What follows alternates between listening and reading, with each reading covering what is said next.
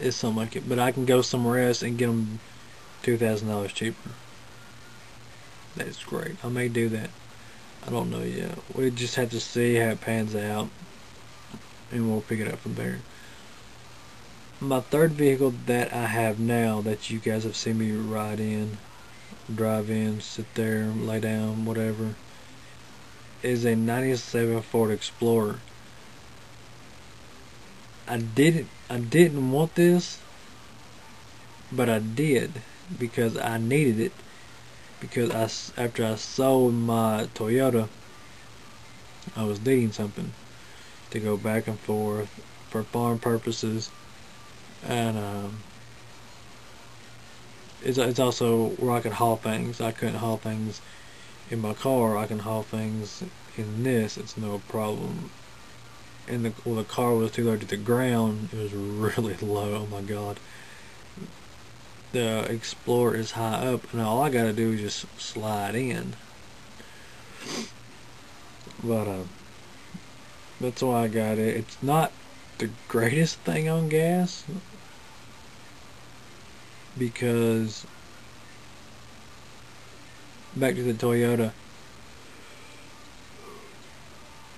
I filled it up almost every 2 weeks.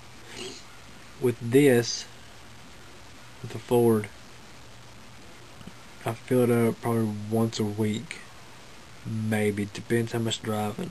I might get 2 weeks out of it.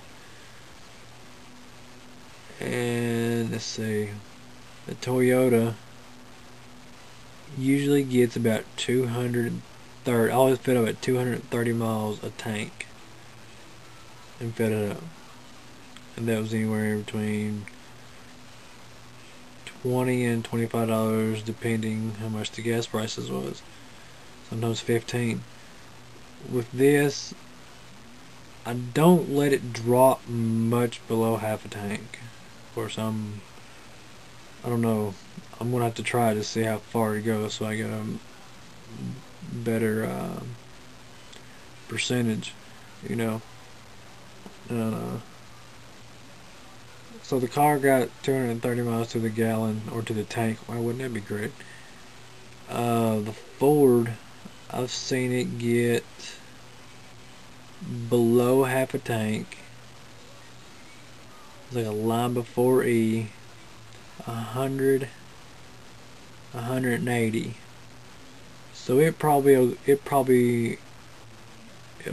get about 215. Yeah, 215 miles per tank, and it gets about, I want to say, 25 mpg. I don't know. I used to know. I looked it up before I bought it. But we got this car as a steal too. But it had it's kind of rough looking, you know. So it was like, this is gonna get done to it. This is gonna get done to it. We need to ask this for it and work out a deal. See, that's what you do. But we're not gonna discuss it. So that's the 3 vehicles that I have now, and hopefully those all change.